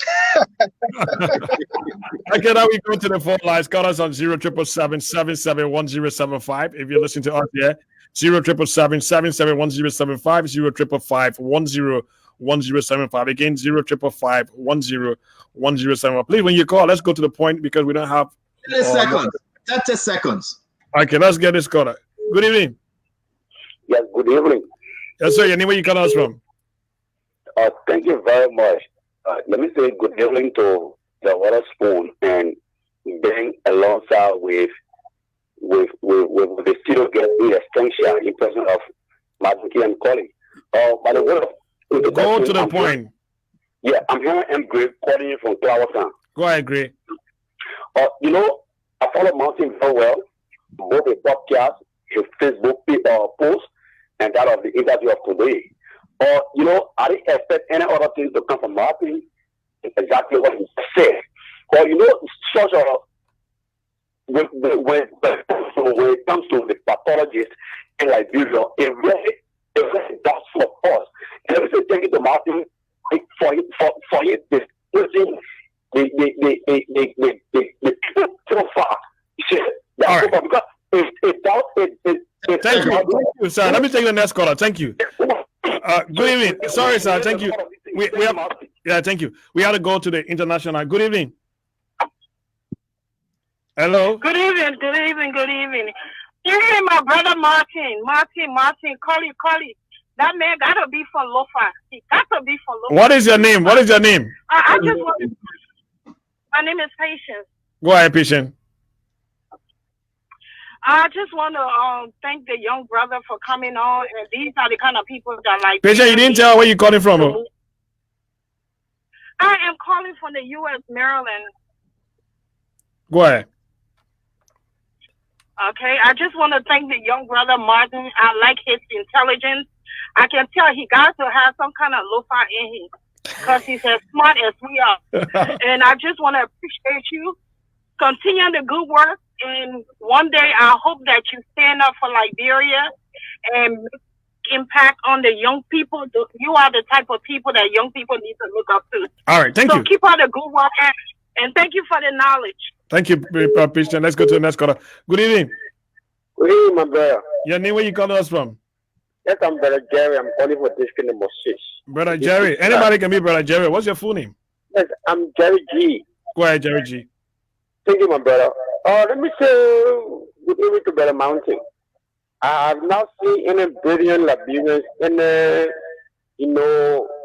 young Liberians who have passion, who cares and have the conscience of his country, the Brother Mountain Kollie. But the only thing, my brother, my advice is please remain where you are. We will listen to your voice. We will go by where you guys want us to do as a Liberian to see how we can liberate the country back. All right, thank you. I'm telling you, my brother, we love you, we care for you. Please just remain where you are. Please, we beg you for the sake of God. Okay, let's get our international caller yet. Hello. Yeah, hello, Emmanuel. My name is Alex Wynn Wilson. I'm calling from Maryland, USA. Go ahead, Edison. Yeah.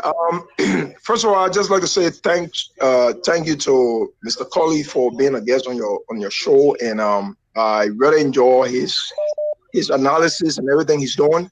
And Martin, I'd just like to encourage you to keep doing the work that you're doing with other advocates, because at the end of the day, these are the things that create awareness for our people back home, those who don't really understand the dynamics of our Liberian politics, who don't really understand the deception and all the rest of it. So this is not to ask you a question, but to encourage you to continue to fight for us, the Liberian people. And I know that in time to come, one day, the greater Liberia, the good Liberia that we're all looking for will come true. Most of you advocacy. So I want to say God bless you. Thank you. Strength. Thank you. Bye. Thank you. Let me get back to the other line there. Another international caller, I think, from the US. Let's get this call. We come back to our local. Good evening. Yes, good evening. Yeah, your name, where you call us from? My name is Daniel Pony, and I call from the United States of America. All right, to be precise. Arizona. Okay, go ahead. Firstly, let me send a revolutionary salutation to a cadre, a battle-tested leader of the Vanguard Student Unification Party, the SG Emeritus, Martin Kollie, for a succinct juxtaposition. Let's go to the point. He's That's our family tradition. We're going to go back to the caller, Emmanuel. Let the caller say that very slowly. And I want to hear Martin saying South. I love that. Oh, certainly. Thank you, Mr. Witherspoon. Tell him to repeat, please. Just hold on, small, brother. Can you just repeat that, the cadre term that you guys use? That's the tradition of the Student Unification Party. He is a battle-tested cadre in the Secretary General and also Senator Barry Emeritus of the Vanguard Student Unification Party. I want to speak George Roman Jala. Let me say this. We are clear that the Supreme Court has become a toothless bulldog. So we are saying that any attempt for the Supreme Court for George Roman Jala, who has run all of our DS, to arrest Martin Kollie, there will be casualty on both sides. We are very much clear about that. All right, thank you. Let me get the next caller. Thank you. Your voice is heard. We come back to Mountain, please. Yeah, I mean, let's just this one caller on this line here. A lot of people are calling from the US today as compared to our local line. Somebody on our international line again. Good evening. Is that Steve Bole? Yes, yeah, this is Steve. Okay, go ahead quickly. Thank you so much. I have 2 questions for Martin. The first question, Steve, tell us which part of the state you're calling us from. I call from Phoenix, Arizona. Okay, go ahead. the first question for Martin here is, Martin, have you been able to get hold of the official invite from the president or from the Liberian government to the United States or the embassy to help in the investigation of these murders? The second question also is in regard to the report that you have.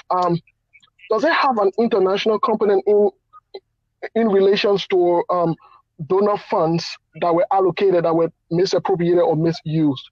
Thank you so much. All right, thank you, Bullet. We go back to, I think this is a new question we've gotten. Everybody have been there, commending. I think Steve Bullet asked two unique questions. Right. If you can answer them now, we'll emphasize more and expand on them next week. Right. Basically, thanks to all of the callers. Very salient concerns, comments, and questions. Thanks to Brother Steve. Let me begin with his first question. He's asking whether the government formally communicated with the U.S. government relative to their own intervention into this mystery. The answer is no. I challenge anybody from the government to show me a single communication or communique that President Weah's office wrote to the U.S. government for their intervention. He just did it verbally. It was verbal through press release. And the U.S. government will not respond to the press release to tell you the insincerity and dishonesty on the part of the government relative to this investigation. Look at what the IRA did, Mr. Witherspoon, Ben, and Emmanuel. Look at what the IRA did. The Institute of Internal Auditors. Correct. The CEO and President Chambers. He formally wrote, and the letter was published. He wrote the Secretary of State of the Department of State of the United States of America, Mark Pompeo. All of us read the letter. I challenge Eugene Fagon, Akaros Gray, Moaba Molu to show me President Weah's letter he wrote to the U.S. government requesting independent forensic investigation. I challenge them. They will not show you any letter. And diplomacy doesn't work like that. Government to government relationship can only happen in terms of communication through what is described as diplomatic channels.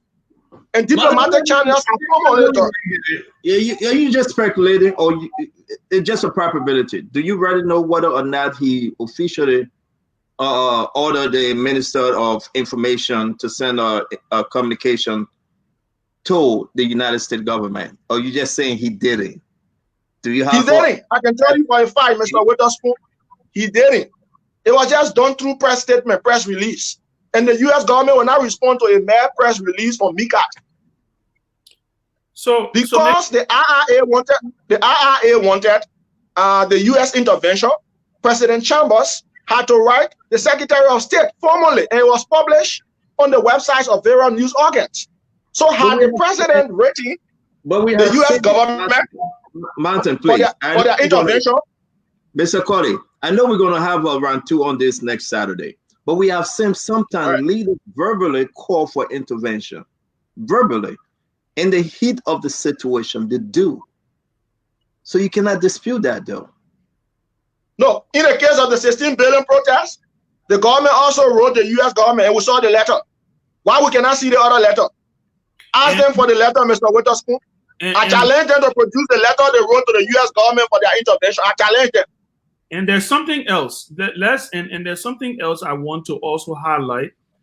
When in these things, when these things happen, the U.S. Embassy actually issued a statement acknowledging that they have received this request and that they were reviewing it and and stuff like that. So at this point, I think, like I said to you earlier, I think it's in the government's own interest to feed as much information to the population as much as they can on this issue, because this is a serious distraction. It's a serious sore on this government's record. Because listen, Ms. Stanton, this thing was on the Steve Harvey show. This very thing. This thing was on Steve Harvey's show here in the U.S. talking about auditors, being murdered. So listen, I can only say I hope they come out with as much information and I think we'll come out to do more. We don't have much time. Can we just pick the last 2 or 3 callers so that we can move on? Go ahead, Emmanuel. Go ahead, please. Okay, Emmanuel, hold on. Mr. Kollie still have one other question left. Steve Bullet asked Steve asked about the implication of donors fund. Yes, Correct. Steve, the report I have in my possession implicates donors funding. It implicates donors funding. Now, the IMF, the World Bank, the African Development Bank, all of these international financial institutions contributed towards our collective fight against the COVID-19. It was based on their contributions, collective contributions, that we were even able to pay some of our nurses and medical workers. The government does not have money, Mr. Witherspoon. I can give you an entire report of the financial stance of the government right now. The government doesn't have money. The government is dependent on loan and grant aid. All right. So the 48 million United States dollars we are talking about here, that donors funding. Donors funding, they misuse, misapply, and misappropriate, and they must account. Information you'll be publishing on Monday. And that's I will publish a portion of the report on Monday. Come back and discuss. Let's bring this caller. Let's get this caller. Hello? On our international line. Hello. Yeah, good evening. Hi. Good evening. Hi, my name. Hi, can you hear me? Go ahead. Hi, my name is Selvina Cole. I'm calling from Texas. Okay. Martin, I want to thank you for being in studio today. You have unpacked a lot of things. I mean, it would take a week of discussion if we started talking about these, but I'm thankful for that. I want to talk about the issue of the audit reports that you mentioned. I know you said there are a lot of things and you have the report. First, I wanted to find out whether it was a draft or a final report. And then two, usually with audit reports, because I have been a state auditor, still a state auditor investigator for so many years, there is a one page, usually a one page, which is the executive summary that tells you everything about the audit. So I really want you to tell us, before publishing on Facebook, tell us some of those findings in there. In 1 or 2, 3 sentences, what are some of those findings? I think it's important for you to address that. Also, I'm hoping that government entities are listening, that the powers that be can come and talk to those 3 pending audits. It's important that we address those. So that's all I have to say. Thank you for your time. Thank you. Let me get this caller here. Good evening. Good evening. Good evening. How are you? I'm okay. And where you call us from? I'm Richard Slaw, calling from Setubara. From where? The New Baguba Avenue. I have a question for Mr. Kollie. My question to Mr. Kollie is, pledging your support to the CPP, do you think people will really trust this information you're putting out? That's my question to you. All right, thank you. The last caller for the night, I am Benzi. Today, me and my caller Benny. That's how we run it, Ben. Go ahead. The last caller for tonight. Hello. Yeah, good evening. Where you call us from? Go to the point quickly. Thank you. Let me say good evening to the guys, to our senior brother uncle from the task tour. My name is Mohammed Mkane. And tonight, I'm Stephen Taylor 16, Moreover, County in Douala. I listened to Mr. Kollie and he spoke very elegantly. But I just want to ask Kollie because he remember referring about some family linked to the investigation to the aspect, like you said, the issue about the AIDS and the sector that the head of that AIDS and entity there. So I want to know from that. For me, I think I support the what you're saying, but I think I don't want to know from you what are breaking international paternity in the question. What are that is important than our own paternity. That's my question to you. All right, thank you. We don't have much time. We're just going to go through some of this time. Somebody say, why I keep? We don't have time. Why I keep saying that? Because, I'm sorry. We're going to have Martin back. And Martin will just respond. So, Mr. Kollie, can you just help Tavina question and the gentleman question, please? Let me begin with the question of Sister Tavina. You know, those are very important questions. The report in my possession is not the final. It is the draft, but draft leads to final. And the reason why it is not the final, because the draft was given to the incident management team and the office of the Minister of Health to respond, because they were the auditees being audited by the auditors. So they had up to 8 days to respond. They didn't respond in the first 8 days. I have an entire background of how everything happened, right? So the Minister of Health requested additional 9 days. They gave them the additional 9 days. In the period of the 9 days, Mr. Emmanuel Niswa was killed. So the report I have in my possession is the draft of the report on COVID-19 fund. The second question has to do with implication. What are some of the traces? The first thing is, if you look at the summary of the report, the executive summary of the other report, they talk about how expenditures were overstated for the hotels used, because people who were coming in the country, they were being hosted at various hotels around the country. Those who were controlling the funds overstated the amounts they pay at those hotels.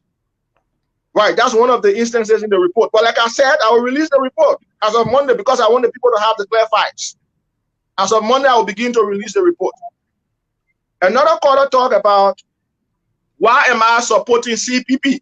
Let me be very clear, Ben, Emmanuel, and Staton. You know, I want to be very clear. Am I supporting CPP? The answer is no. Because in Liberia, when you say somebody is supporting a political party, it means the person has an interest, a link, or the person is probably a member.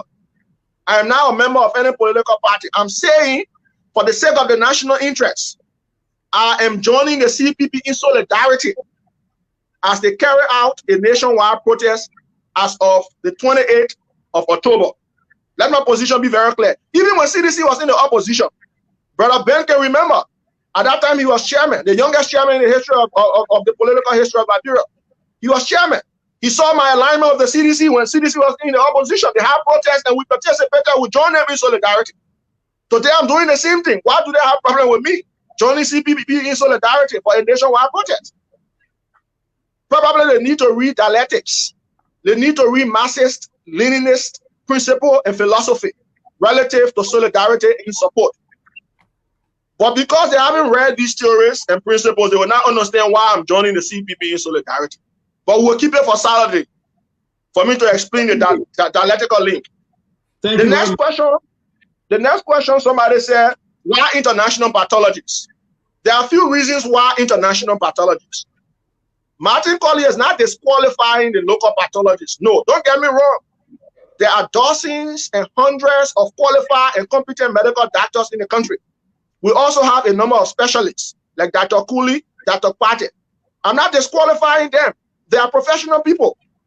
But in this grave situation of national interest that borders on national security, government-sponsored pathologists cannot handle this matter, especially clinical pathologists.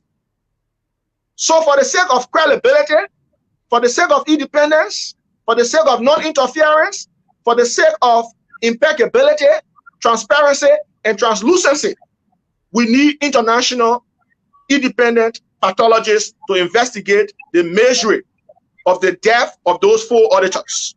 That's why we need international pathologists, because we want to do away with conflict of interest.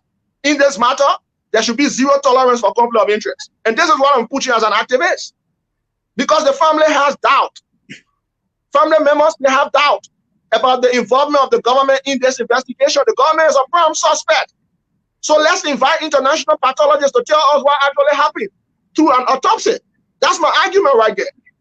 That's the basis and the logic of my argument against the participation and direct involvement into the investigation by the government of the Republic of Liberia. So, Honorable, listen, we say honorable to every good people out there trying to do the best. And I will say this to you, Mr. Mountain K and Kollie. Thank you for joining us tonight. We look to have you next week, Saturday. Now, it's an open invitation, Ben, open invitation to any members of the government. And I will reach out to Eugene Fagon. I will reach out to Minister Fagon to appear on the show while we're going to have Mr. Kollie on the show next week, Saturday. I'm going to reach out to some representatives as well, that they can come and speak on the issue like what Mr. Kollie has spoken on. Mr. Kollie, are you drinking some cold water or hot tea? A lot of people asking. That cup is too orange, and a lot of people asking. You know, the water I'm drinking is at room temperature. Okay. So at room temperature water, that's good for your soul. But notwithstanding, ladies and gentlemen, please follow us Spoon Talk. We are glad to have Mountain K and Colette. He was very to the point. And next week, Saturday, Ben, we're going to have a lot of other discussion. This thing will not end. I hope to have Honorable Eugene Fagon on. Maybe Akaris Gray or any other members of the government, of the CDC led government, to appear that we can speak on the issue. Thank you for joining us. Thank you for asking your question. Thank you for sharing this platform with us. We are on Spoon 107.5. We are also on Fabric 101.1. Emmanuel is looking at me. He said I will get that all twisted up, but I think I'm used to that now. And we will be back Saturday. On Monday, maybe Martin Kollie, you want to say something on this? On Monday, we're having an exclusive. We have a representative Yeke Koluba on the show on Monday. There's a protest coming up, and we want to ask Yeke Koluba exactly what's going on and his involvement in the protest. Please join us. I think he's the head of the mobilization, right? So. Excuse me? I think, yeah, he's the head of mobilization. Yes, we're Byron. Right, sure. You're right there. Yeah, the head of the mobilization, but you don't want to miss this on Monday. So after you do your thing, Martin, try to just peek in and listen in, because something is happening with NCPP. But we want to say to you, we'll have the Honorable Yeke Koluba on Monday, 8 p.m. Liberian time, 4 p.m. the United States time. If you have your issue you want to discuss with us, we invite you on Spoon Talk. Whether you're from the opposition or you're from CDC or you're independent, please join us on the show that we can have this discussion. Say that? I say on no position. On no position. On no position whatsoever. So I want to say to everyone out there, we're going to bring the sedition. We're going to bring the opposition. We're going to bring independence. And we're going to bring no position. We're going to be very fair and balanced, and we're going to remain Spoon Talk. Thank you very much, Martin. Any closing department statement before you leave? Thank you, Mr. Witherspoon. Thank you, Mr. Ben Sanvi. Thank you, Mr. Emmanuel Kotu, alias Mr. Raw. I want to appreciate all of you